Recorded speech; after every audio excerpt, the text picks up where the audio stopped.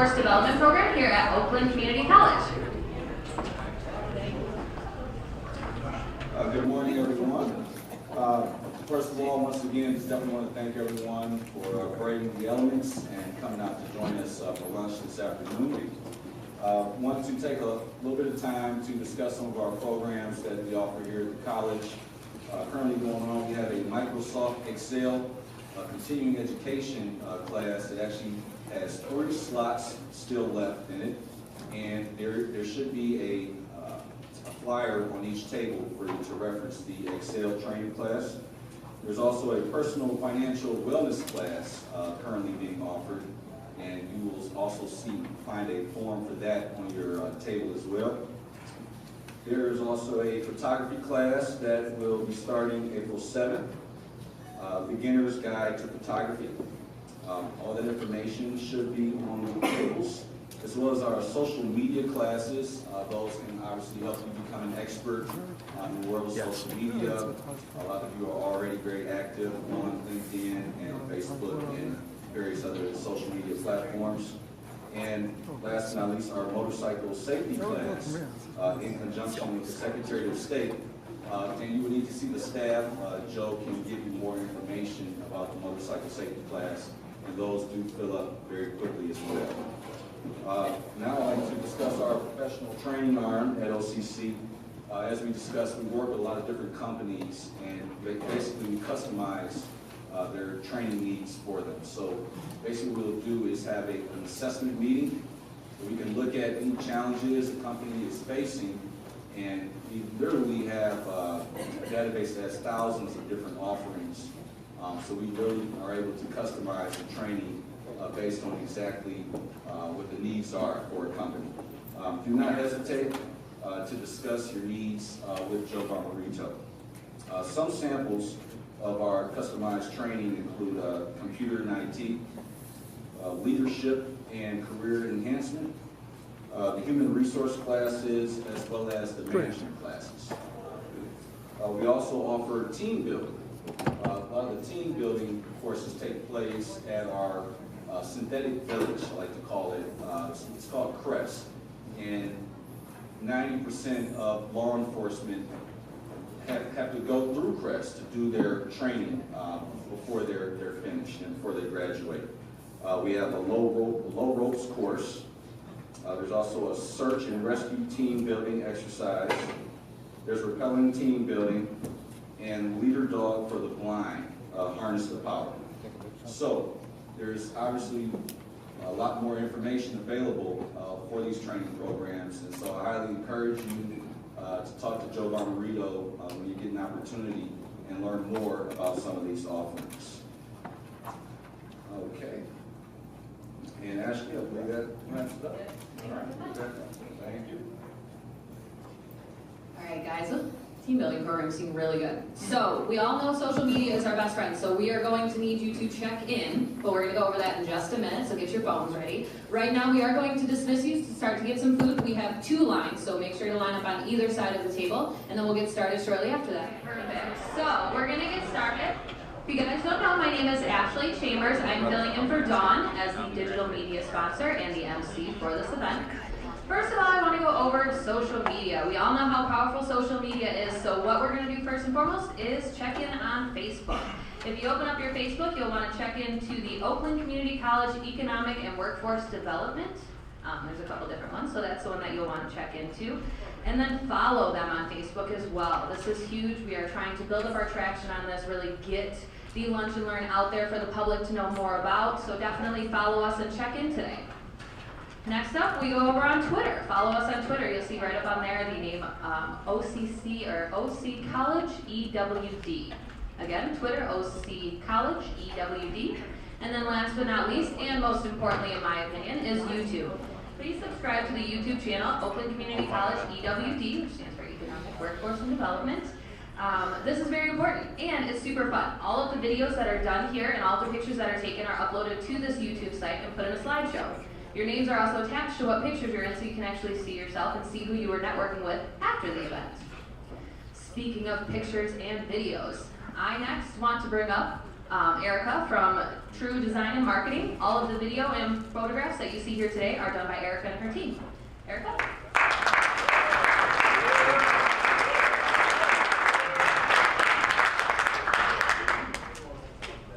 Thank you, Ashley. So I just want to give you a little bit of background on True Design and Marketing. We're not your typical design agency. True is unique in the sense that we are one of the hubs of therapeutic rehabilitation and therapeutic in Michigan. We provide vocational training for people who are recovering from traumatic brain injuries. So because of that, we work with insurance companies for the funding to support our team, but everything we do, all of the video, photography, graphic design, we work with occupational therapists as well as a team of degree designers, videographers to teach these skills to our team so that they can then exit the program and seek gainful employment in the community. So if you need any design work from True, because we are funded through insurance, everything we provide for our customers is totally free.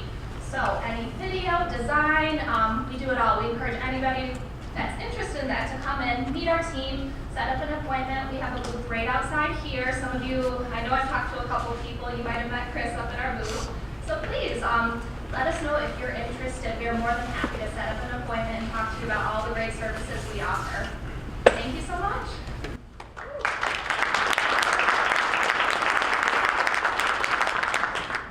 Thank you so much, Erica. If you guys haven't been on that YouTube channel yet, go check it out. I can guarantee you'll see your faces on there, and they are awesome pictures.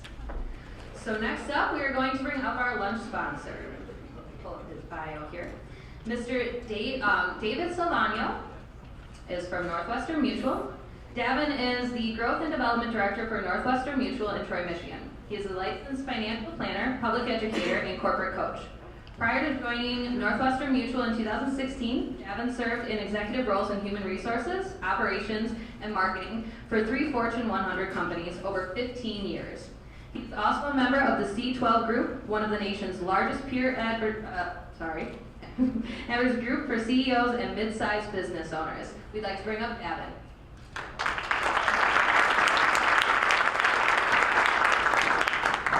All right, good morning. So many of you probably know who Northwestern Mutual is, especially if you watched the Final Four in the past few days. College football, we're the official corporate sponsor for the NCAA. So rather than boring you guys with a bunch of commercials and things about what NM does, I wanted to tell you a little bit about kind of my story and how I ended up here, because I think that'll resonate a little bit better. So this is my family, it's the Silvano family. That's my bride, Amy, our daughter, who's 7, Vera, and our son, Bennett, who will be 4 in May.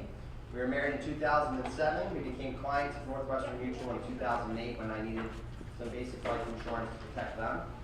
And then I just kind of putted my career along for 15 years, various roles that were just mentioned. And then I decided that I wanted to do something different. And there was a pivotal point that did this for me. How many of you have ever had to go through open enrollment at work for health insurance plans? Anybody? How many of you know what you're actually doing? Keep your hands up if you do. How many of you are just not going to raise your hand no matter what I say?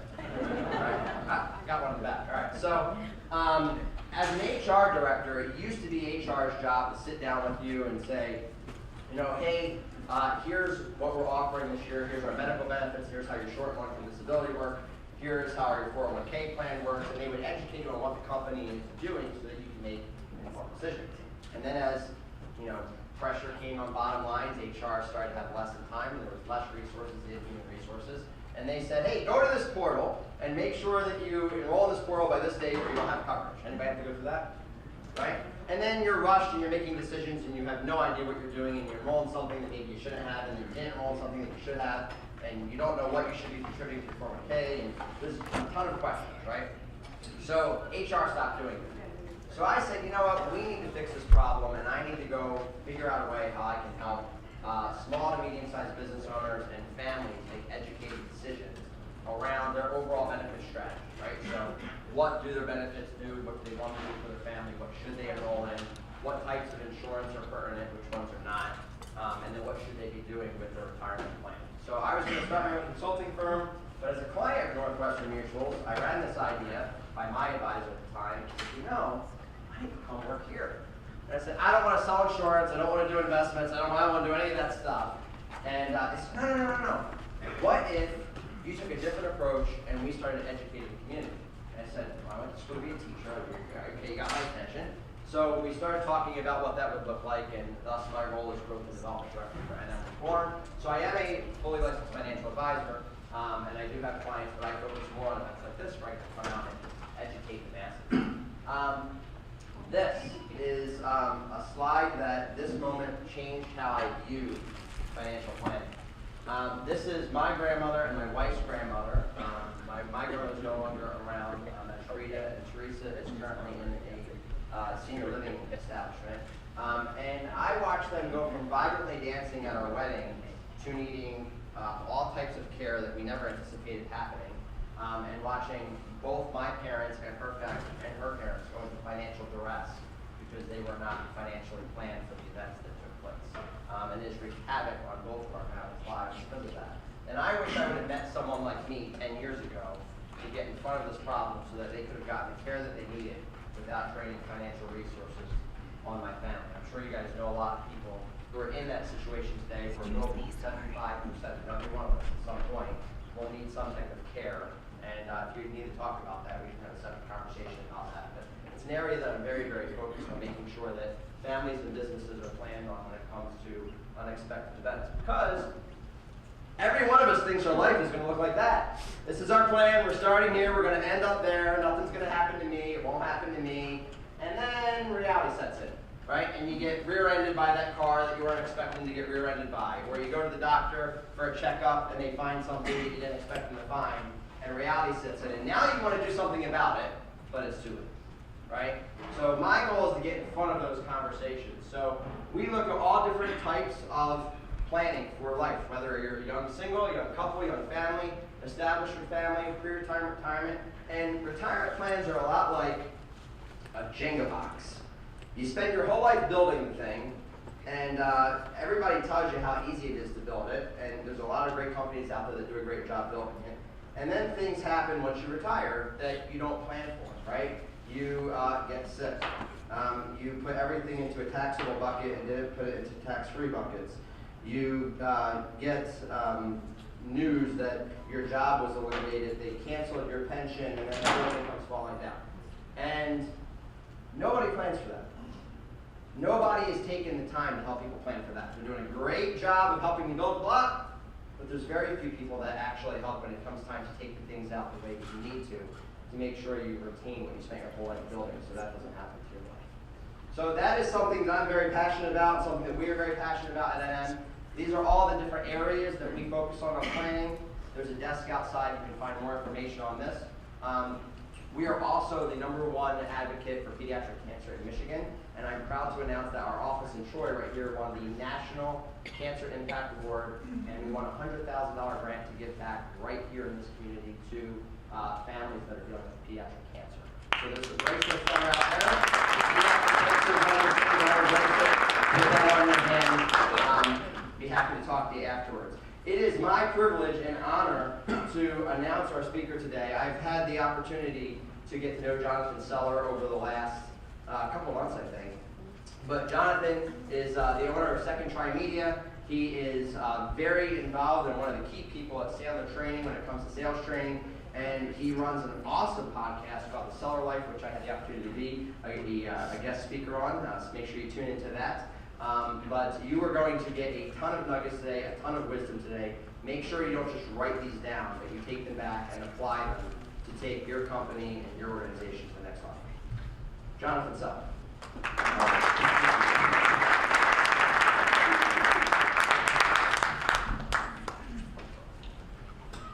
I also only own one sport coat, obviously. I'm wearing it right now. It's good to be with you guys. So in high school, the senior year, summertime, I'm a genius, and I decided I'm only going to apply to one school. And what I realized was all those advisors, they get paid for a reason. Their advice is good. They said, don't apply to one college. What if you don't get accepted? Well, I thought that I knew better and ignored their advice, applied to one school. And me and my buddies said, let's all go to this school together. There's a school in Chicago that was private, and guess what? If you got accepted, your tuition was free, which meant 4 years living in downtown Chicago for free. All right? So U of M's awesome, Michigan State's cool, Central Michigan's great, but guess what? Free is better. So we applied, went to this, I decided, okay, this is the school I'm going to go to. I put the letter in, and filled out all the stuff, the essays, the reference letters, all that. Well, it was the week when all of the prospects were supposed to get a letter that said whether you were accepted or not. All my friends got their letter, they called me up, super excited. They said, guess what? We got accepted. We're going to Chicago. Did you get your letter yet?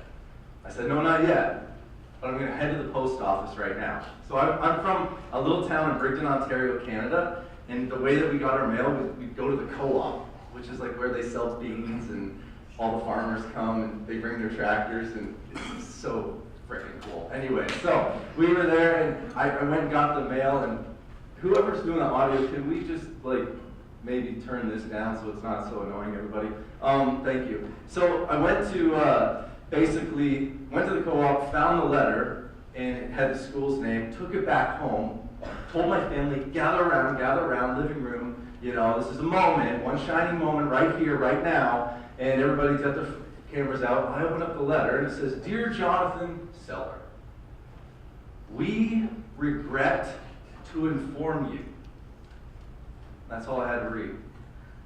Born and raised in a Christian family, took that letter, went up to my bedroom, got on my knees, said, God help me. I have no idea what I'm doing with the rest of my life.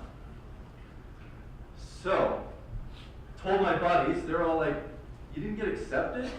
We got accepted? And I was like, yeah, exactly. How did you get accepted, you know? Ended up, one of my buddies said to me, well, why don't we just drive down there and talk to them? I was like, that's stupid. Why would I do that? There's, like, you can't do that. It's a rejection letter. I'm not allowed to go to school. And they've already sent the acceptance letter, so this is it. Well, he's just like, Jonathan, what do you have to lose? I said, not a whole lot. So, packed up the car, headed to Chicago from Canada. It was about like a 7-hour drive. Got there, I didn't prepare a speech, I didn't know what to say, guys, and I just was like, where's the admissions department? Found the admissions department, walked in, met the gatekeeper, and the gatekeeper said, hi, how can I help you? And I looked at her and said, I'm here to speak with, and I read on the bottom of my letter, a lady named Annette Moy.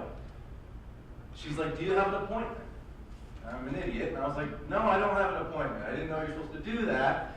And so, anyways, she's like, well, she might be in a meeting, but let me check real quick. So she heads back, finds this little Asian lady, about 4'11", cute as can be. And she walks out and says, hi, can I help you? And I was like, you know, my heart's racing. I'm like, yeah, my name's Jonathan Seller, and I just wanted to put a face with a name. That took 7 hours to come up with that, right? She looks at me and she's like, am I supposed to know you? And I was like, oh, no. So what had happened was you wrote me a letter, and it said we regret to inform you, and I figured if I could just show up and tell you, like, there's really a reason why I should be at this school. I promise I'll be on the honor list. And, you know, just if you could just give me another chance, or maybe there's a mistake. And she goes like this, well, thanks for coming. I got to get back to work. I appreciate you coming. You have a great day.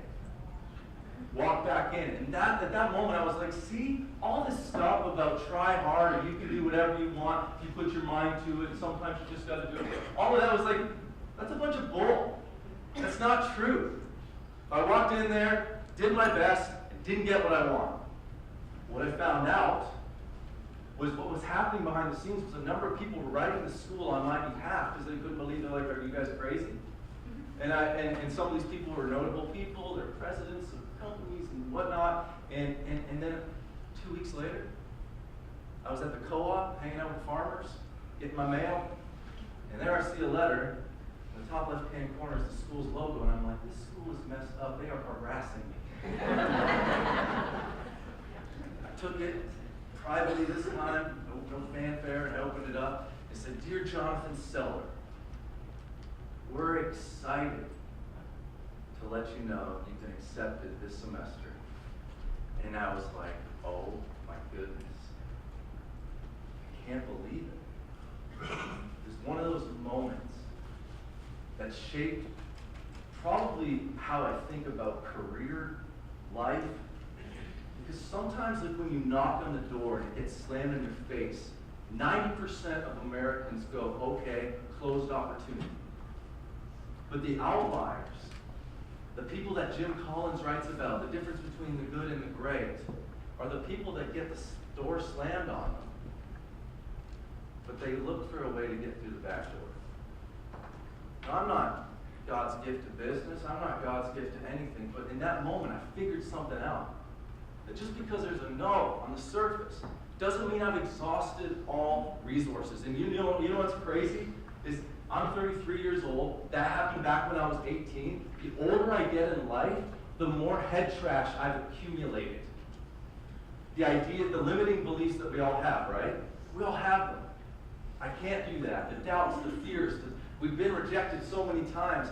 So when it comes to business, sales, whatever the thing is that you're currently trying to do in the world, we have these limiting beliefs. I remember for me in high school, another high school story, I had a locker and I put up a poster of a 1993 Dodge Viper. At the time, the Viper was the coolest car ever. And I had that up there, and I was in Canada, and the best thing I could ever drive was going to be like a Ford Taurus. But I ended up just putting the poster up there anyways, because I thought one day, maybe I could own that Viper. Well, for a little bit I did college, and then I went into full-time ministry. I did music, and traveled, and spoke, and did lots of that stuff, and I enjoyed doing that. But I was like, hey, man, nobody told me that when you get a ministry, like, there's not a big salary at the end of the week. Right? And so instead of like going into the pastor's office and being like, I want a pay raise, you know, like, do you know how we get paid around here, right? And I was just like, no, I gotta figure something out. So I heard about this thing called the internet. I don't know if you've heard of it, but it's pretty crazy. You can do a lot of things with it. And so I started to figure out like ways to make money online. And so it's crazy because I started selling mattresses online. It's funny, when people ask me growing up, hey, what do you want to do when you grow up? I was always like, I want to be a mattress tester. They're like, why? Because then I could sleep all the time, and I love sleeping. I literally became a mattress tester, guys. I sold over $1.5 million worth of mattresses for one company last year on $7,200 worth of ad spend on this stupid little thing called Facebook. By the way, they own all your data. It's too late. So, okay, don't worry. You can delete your account. It just doesn't matter. It's done. You're owned by Facebook. So, here's the thing. That little stupid little Viper thing in my locker, that limiting belief was like, I'll never own that. I ended up taking the commissions that I made from selling from this one company. Now I sell for 10 online. And by the way, follow me at Jonathan Seller, because last night I did a video for you guys, because I know some of you will follow me. And last night in bed, prepping for the talk, made $300 selling stupid mattresses, doing zero work from a video I made a year ago. I'm telling you all this not to brag because money sucks. It's not the important thing. But what's cool is limiting beliefs that are conquered, and that's my hope today. Because what happened was that little poster in the Viper became a reality. I ended up taking the commissions that I made, found a guy on Craigslist who was selling this Viper in the middle of January. I've never drove a stick before, but I was like, I'm going to buy a Viper. So I went down, bought this new Viper, drove it in the middle of a snowstorm, learned how to drive stick, put it in my garage. It was just a cool thing, because I think I was the only pastor in Michigan who had a Viper. I never drove it to church because I didn't want to be that guy. We have words for those guys, right? But I just kind of hit it because it's funny, because here's the thing. There's two types of people in the world. Somebody's listening to that story and going, man, is this guy bragging? Is this guy a pastor that thinks he's cool because he owns a Viper? No. But some people are going to hang up there today, and that's fine. There's the other type that's always like, hey, I always have something to learn from somebody. Even if you're outside the industry that I'm in, there might be something there that I can learn. Not because I'm so great, guys, but because when we conquer our limiting beliefs, I believe truly we can do way more than what we're currently doing. So currently, as Davin said, I own a digital marketing company because I decided to say, hey, if I can do this for myself, maybe I can do this for other companies. So that's what I currently do with Second Try Media. And then I also work as a sales trainer with Sandler Training. Here's why. I didn't know anything about business. I thought if I buy a cool sport coat and have a decent haircut and smile and charm people, I'd be great in business and sales. Anybody realize that that just doesn't work? Can I get an amen? Right? You need a little bit more. You need some substance. And so I started doing research and figuring out, like, what do the Fortune 500 companies use? Like, is there a sales process? Is there something that I could use that might help me in my business? Well, this name kept coming up called Sandler. And I never heard of it. It was founded in the 70s, and I thought anything founded in the 70s probably is irrelevant at this point in my life. And I'm a millennial, and maybe I should just start my own thing and be an entrepreneur, because entrepreneurship is sexy, right? It doesn't take any work. You just get to say on your Instagram profile, I'm an entrepreneur. Well, I realized this stuff takes work. I need to learn something. Read a bunch of books, found this thing called Sandler, and I was like, I just drank the Kool-Aid. I met a guy named Eric Meyer, CEO of Sandler, and he said, give me 6 months, you're going to make $0, you're going to come with me to every meeting I go to, I'm going to teach you how to sell, and this thing is going to transform the way you do business for the rest of your life. Because I was all flash, no substance. So I started looking at the Fortune 500 companies, some of the entrepreneurs, the CEOs that are really crushing it. Because I knew in my life the tendency is to become a coaster, to just be an at-leaster, and not someone who's crushing it. When I was 18, crushing it. Someone said no to me, I figured out a way to get to the back door. But the older I get, the more limiting beliefs I have, the more head trash I have, the more I'm like, it's fine. And some of you right now might be content, you're making your 50 G's, you're making your 100 G's a year, and you're just like, that's fine. And I think of that as like, that's truly the art of being selfish. The people who are passionate about growing their business, I want you guys to make a ton of money. Because I know a ton of people that you can help. Like what Davin said, you all clap, $100,000, that's great. I want you guys to be doing that stuff. So we don't need the government grants. We all just figure out ways to make money, to make our businesses grow, so we can give it all away. And yeah, you can buy yourself a car. I actually ended up selling the Viper. I made profit on it, bought a bunch of Apple stock, and everything's great until President Trump started talking about tariffs. Anyways, so if you don't know what that means, just check your stock portfolio right now. All right, so here's the thing. I want to talk about 4 P's of business. If you have notes in front of you, let's get going. Here's what I want to do. Write this on a piece of paper or on your phone, 4 P's.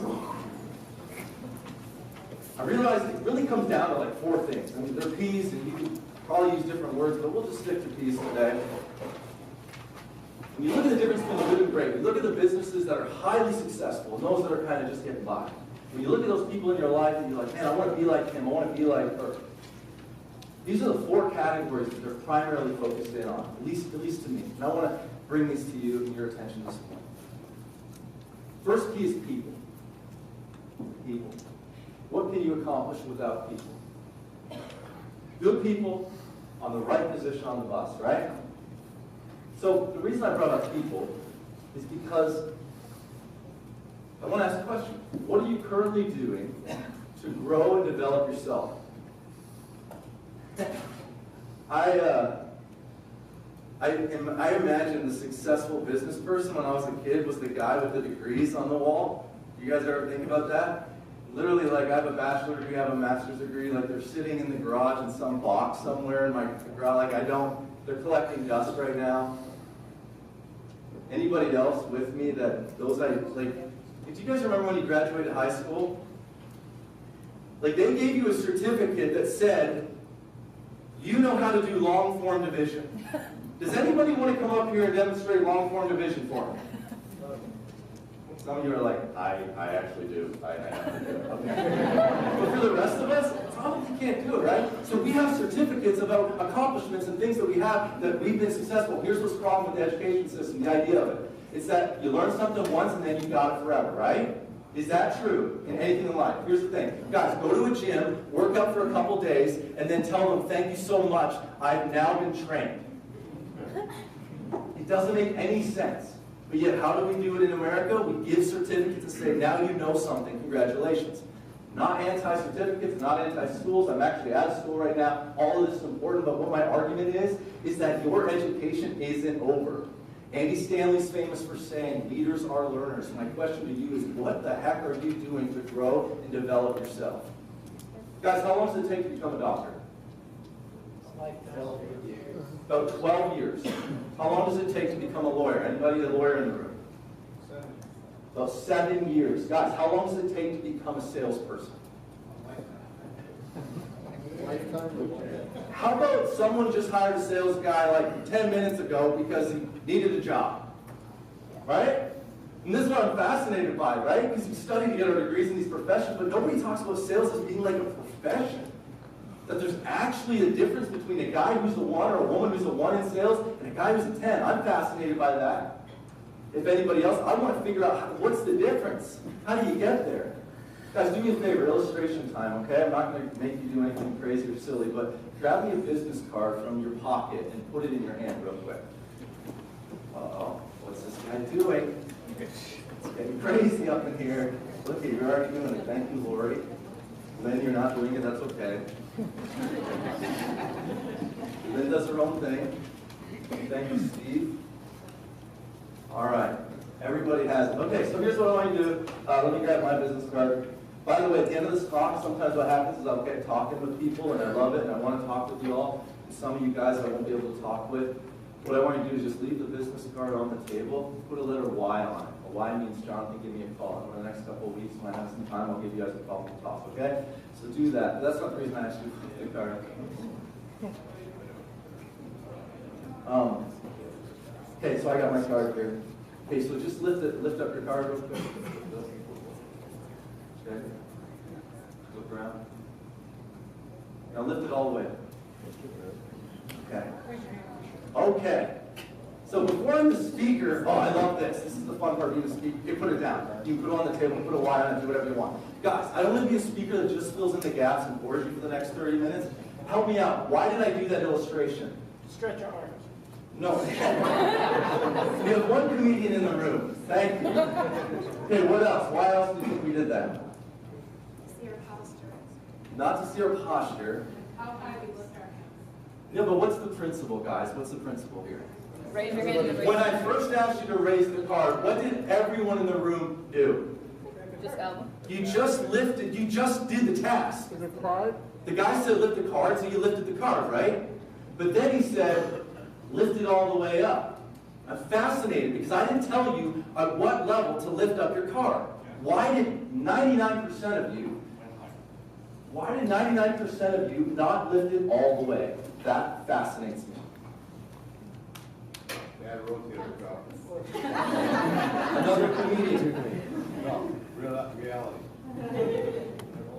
We'll pray for your rotator cuff. Thank you for sharing that. Yes.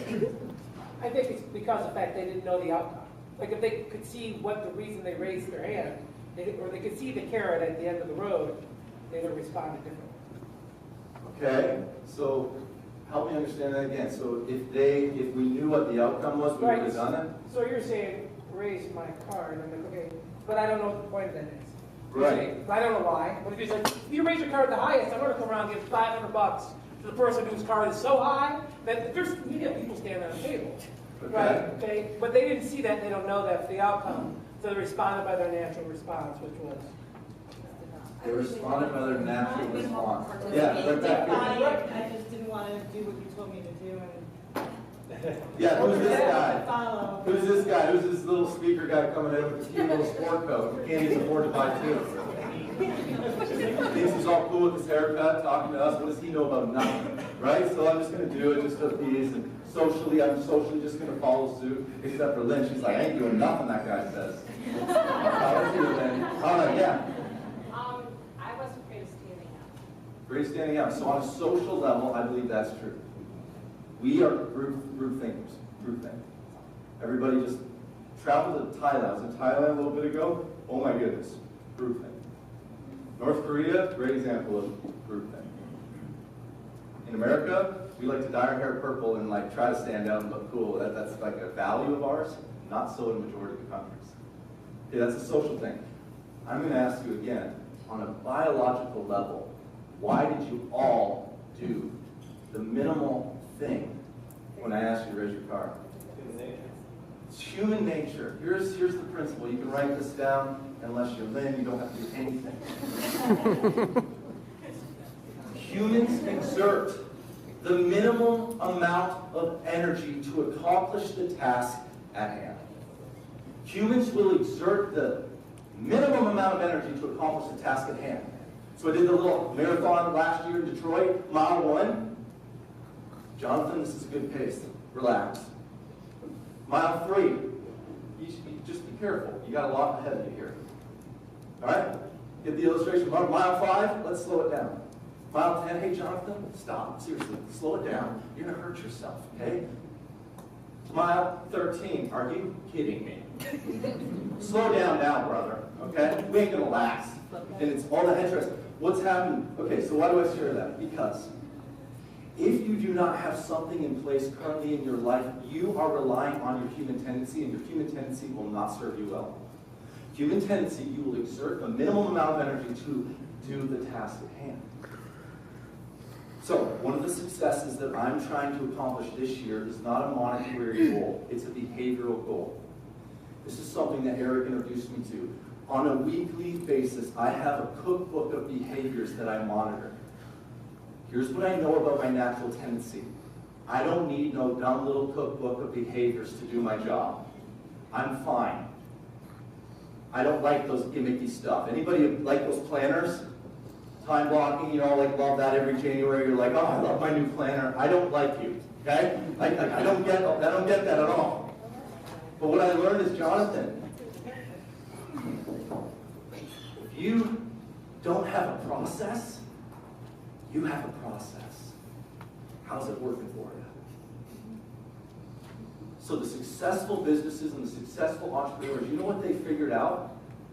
They figured out that if they do not have something in their lives to help them develop their own selves on a constant basis, not that I finished something, I got a degree for it, but constantly developing themselves, they will fall to the trap of human tendency and they'll never accomplish what they're fully designed to do. So my question to you is, what does that look like? The second P. Every successful business has a good product. So in the last month, I spoke for 7 different real estate groups, and I asked them a question. I said, tell me out, what's your product? What do you sell? And some of them piped up and said, well, we sell homes, bro. Some of them are mortgage people. We sell mortgages, bro. And I said, okay. Stupid question, I apologize, right? And then some of them said, no. Our product is ourselves. And I said, be careful with that. Prostitutes might answer the same way. So what is our product? If every good business has a great product, what is the product that you sell? So, tendency in groups like this is to say things like service, good customer experience. Does anybody want to give great customer service to your clients? Right? It's just noise.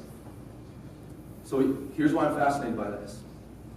Because if I look at your marketing collateral, if I look at your website, and I hear things about you and your company and how great you are confusing your message. Your message is not, hey, I'm the hero, check me out. We're the heroes, check us out. No. You're simply the guide, and your prospects are the hero. In 2018, #1 selling marketing book is a mentor of mine named Donald Miller. He wrote it called Story Brand. Did anybody read Story Brand? Oh no. Story Brand is fascinating. How do you story in your marketing collateral to communicate your product? Here's a cool definition that I like. Tell a better story. A character has a problem and meets a guide who gives them a plan and calls them to action to avoid failure and ends in success. Let me read that again. Think about your business, think about your product. How would you communicate this? Using story. A character has a problem, meets a guide who gives them a plan and calls them to action to avoid failure that ends in success. Every successful business and every successful entrepreneur, business owner is very clear on what their product is. So what we did with the real estate groups and stuff is we found out that the product that they truly sell is a thing called assurance. And I gave the illustration of me. When I bought my first home, I learned about these websites called Zillow.com, Trulia.com, and Realtor.com. And guess what? Those websites sell homes. But they didn't give me what I was looking for. So I called up my mom, said, hey mom, I got this house I'm looking at. I'm thinking of buying it. It's really cool. It's got this and this and that. And she said, Jonathan, you're a great kid. You're going to make a great decision. I hung up the phone and I still didn't have what I was looking for. Until I contacted one of those real estate people. And they had something that I needed.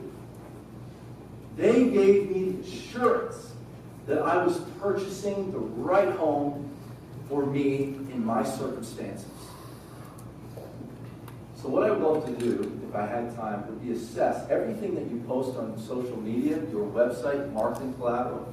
I'd love to look at it and say, what is truly the product here that's being communicated?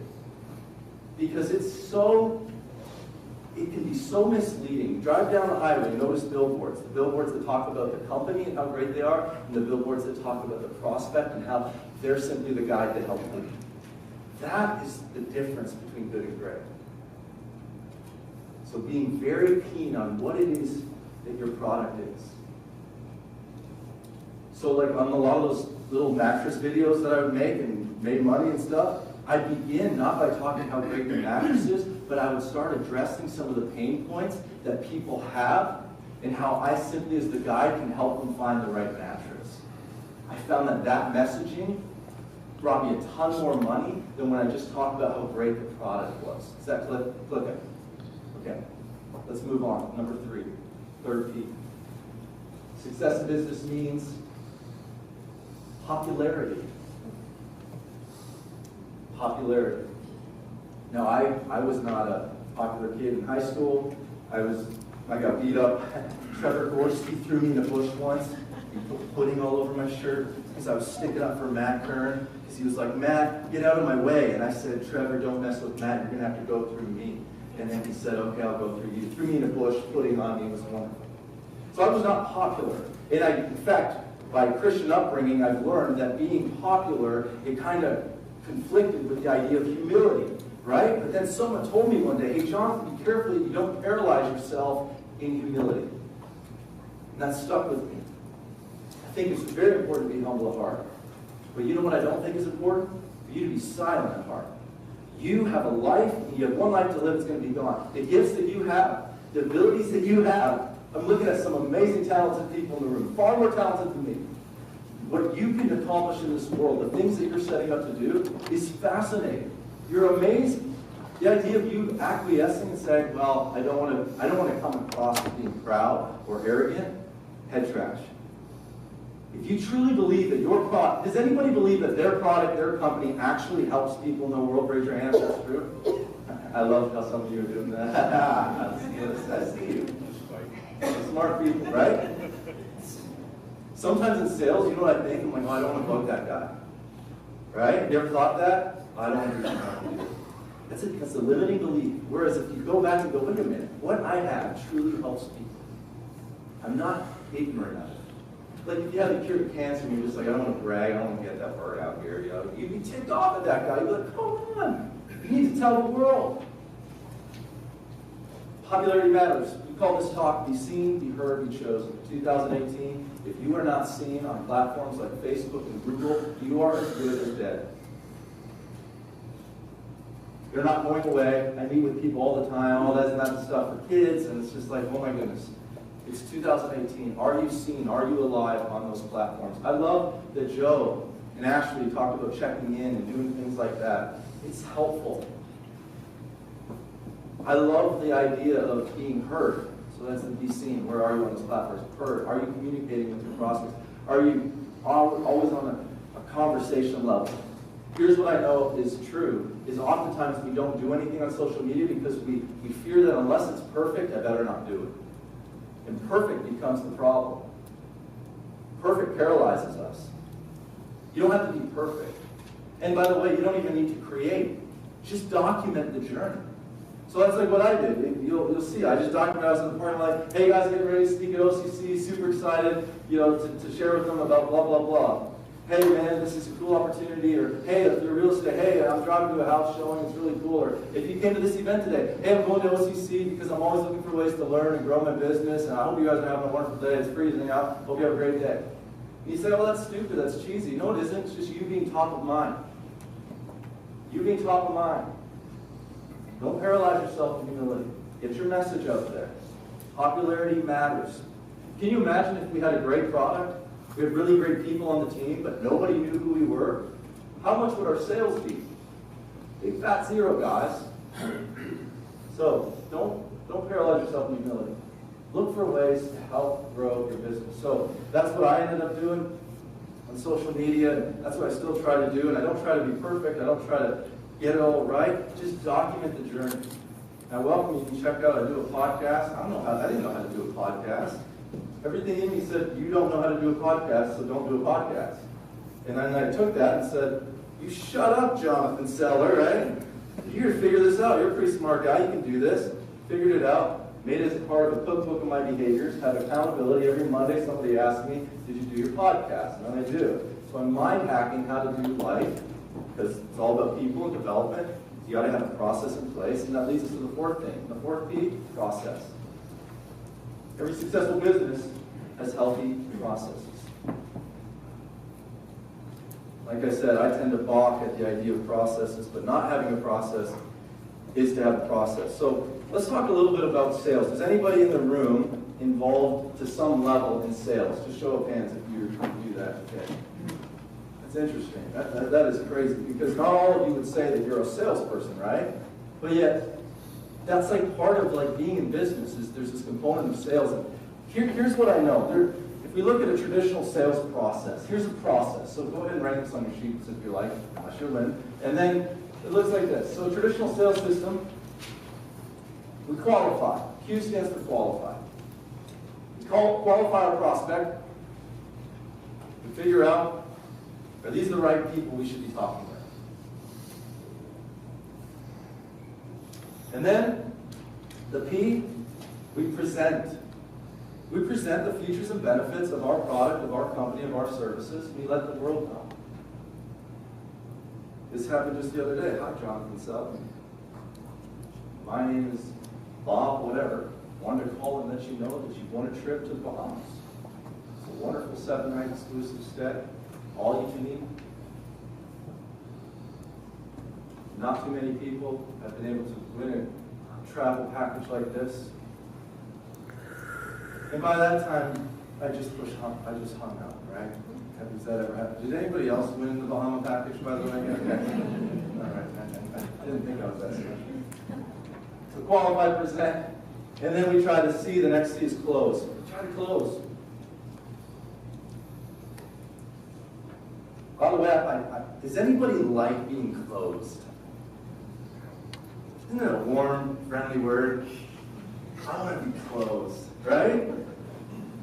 Already it's like, why do you do that? I don't like that. I don't like when people, like, can you imagine back in the office, they're like, yeah, I totally closed that guy. And if you like heard that, you'd be like, oh, how dare you? That's hurtful to my feelings.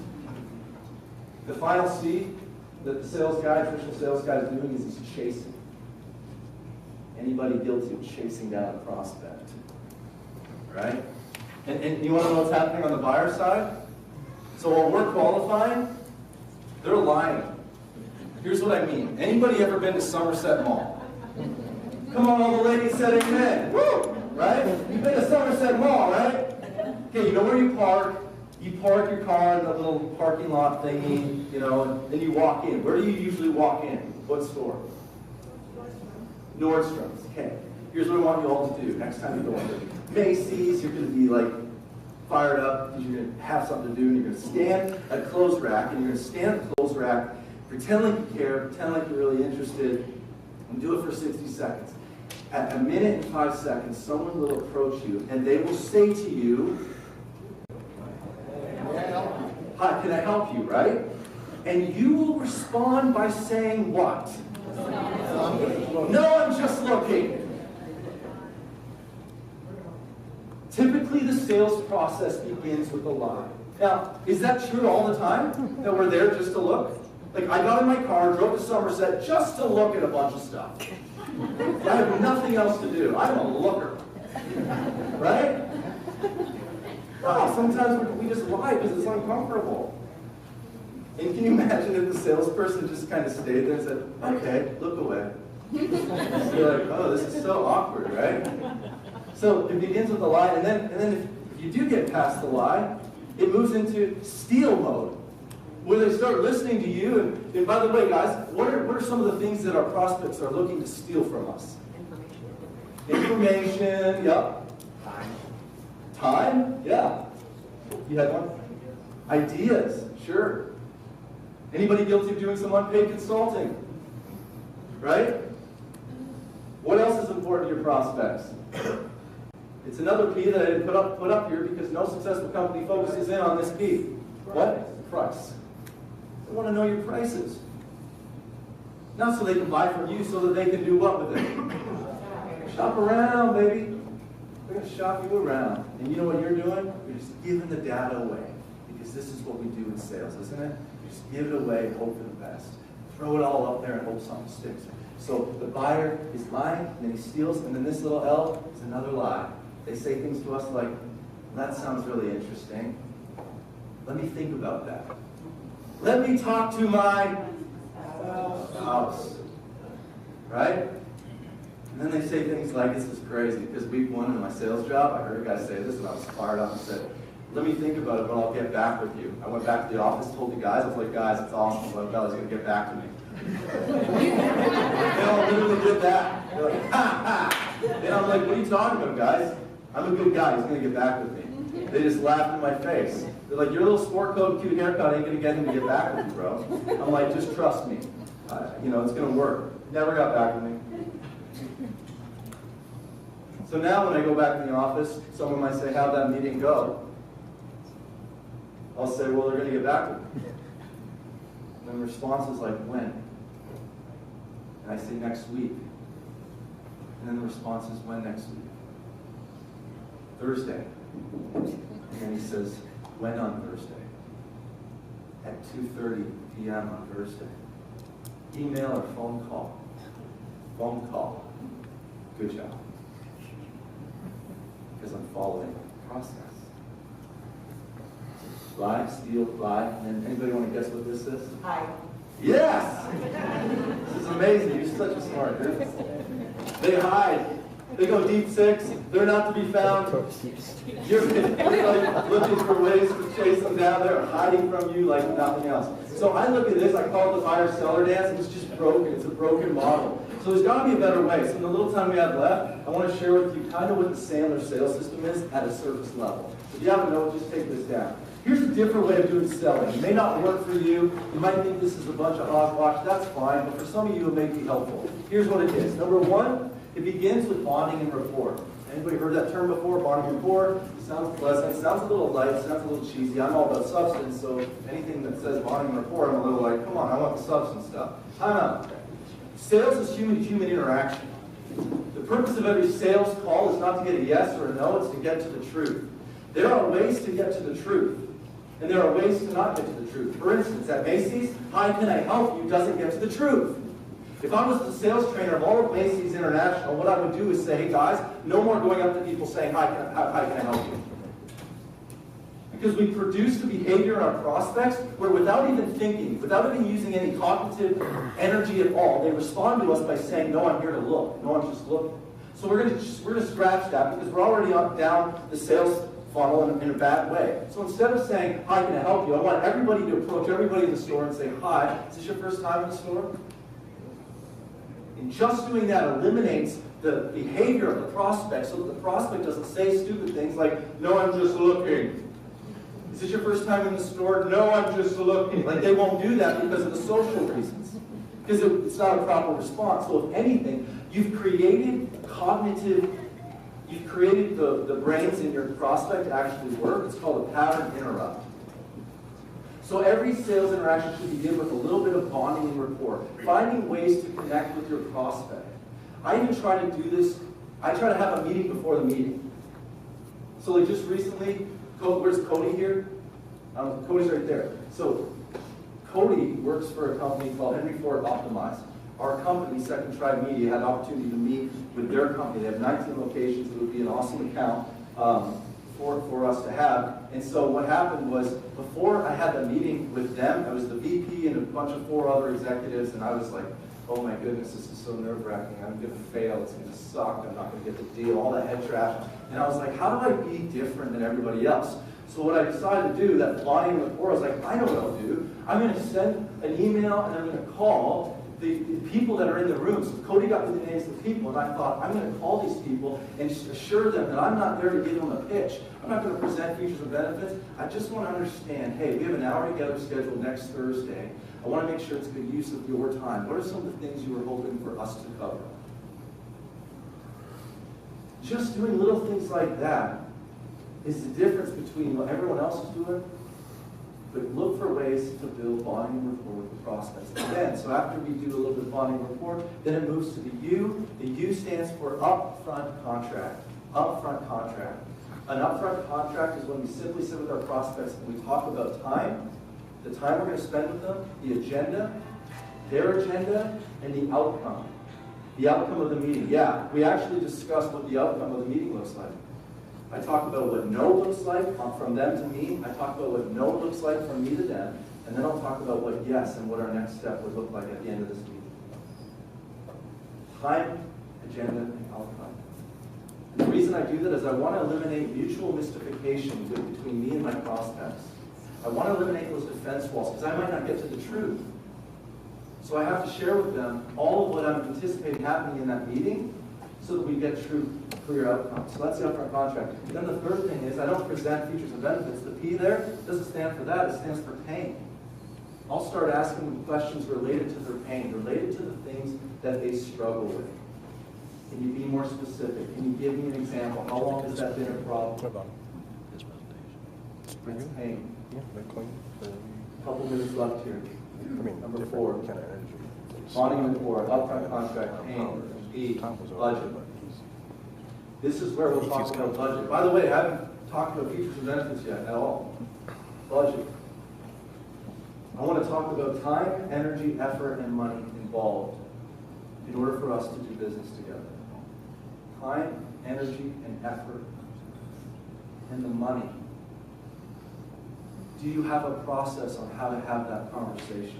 I've done it many times, and I know I've left money on the table because I did not know how to have a healthy budget conversation with a prospect. And it really annoyed me, and I knew I needed to get help.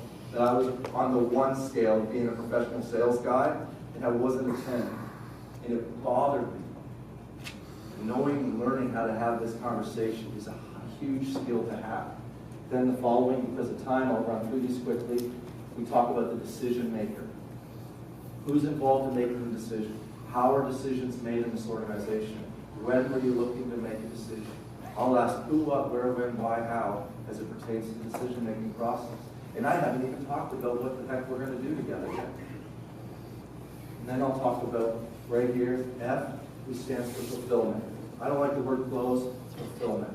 I want to look for ways to fulfill the things that are important to my prospects. So I talk about those things as it pertains to the pains that they've disclosed with me in our meeting. So that's fulfillment. And then the deal's not over at that point. When I present features and benefits, let's say they decide to say yes, we decide to make a next step, then P, this stands for post-sell. I'll post-sell them. That means I'll rehearse vendor vengeance. They currently have a vendor, and that vendor says, oh, you're going to work with them now? Well, we're going to discount you. I want to rehearse that with my prospect. If we talk about vendor vengeance, if we talk about having competition, if we talk about buyer's remorse, all of that I want to talk up front with my prospect. And so this is a quick little overview of one of the processes that we teach at Sandler and helping salespeople with the process. So we work with all sorts of different various industries, all sorts of entrepreneurs, small, medium, large size, And guys, I'm so happy to do this because these 4 Ps matter. Spending our time and energy focusing on how do we get better when it comes to our own development of people, how do we get truly clear on our product, how do we make sure that we're seen and found in shows, popularity aspect, and making sure we have a clear process to help us get further, faster towards the goals that we have. So if that could be of any help, I want you guys to talk to Joe. Joe and I are in the middle of talking about possibly doing some things in the future, OCC here. But guys, thank you for your time. I really appreciate it. Thank you.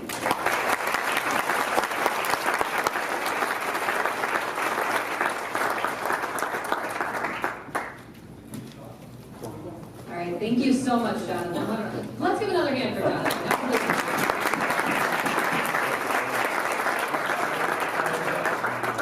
All right, I hope you all enjoyed that. We're going to show a brief video from Davin, who is doing the presentation for next month's Lunch and Learn in May, as we get that pulled up.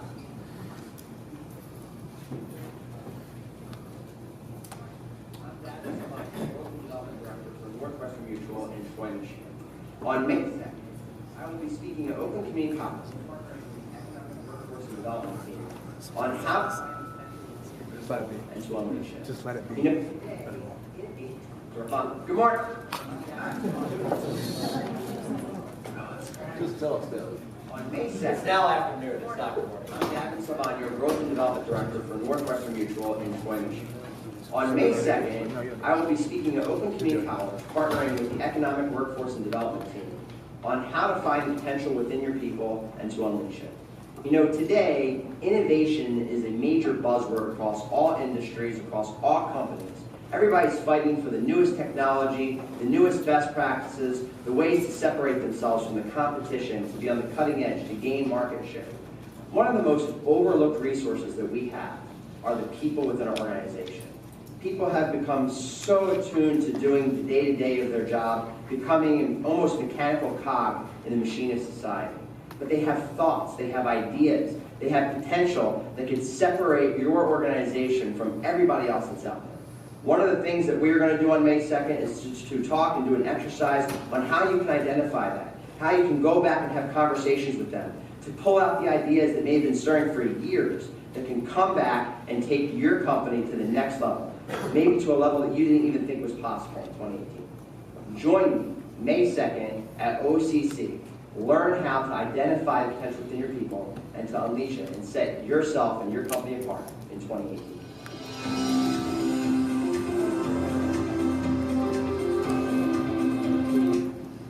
All right, awesome. So we are going, let's get really loud. I'm sorry, guys.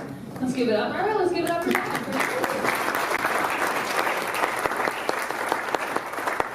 Our last and final piece is going to be the door prizes that we have. I do have one announcement that was made while I was cutting out of my mic. I'm sorry. There is one more prize available. As you leave today, go on ahead and drop your business card in the bowl outside. Davin has a special prize, and he will be pulling that after, and we'll contact you individually. So let's get started. How many? We got a few. We got a few. Okay. All right. First winner we have is Yolanda Haynes from the Southfield Area Chamber of Commerce. Come on up. Come on. I know what this spells.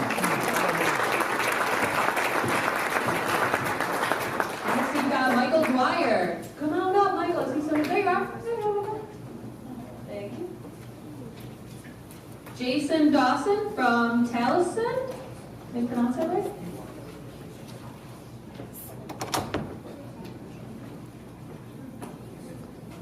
Tanya Hughes, Director of Sales at Quality Inn.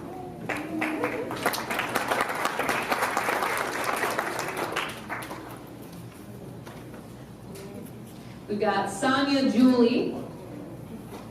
There's no business, it's Sonia Julie.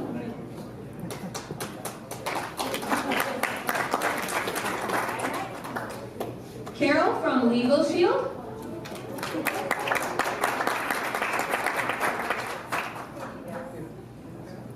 Daniel Kozmowski from Brian Care Law.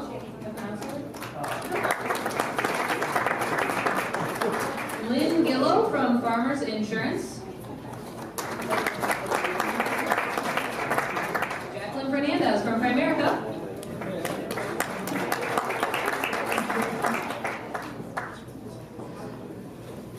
Philip Dazia from IT Compliance.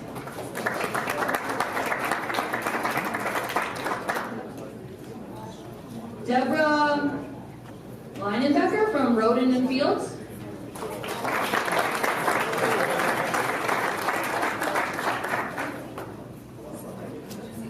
All right. And our final winner today is Matt Piper from Northern Flooring and Interiors.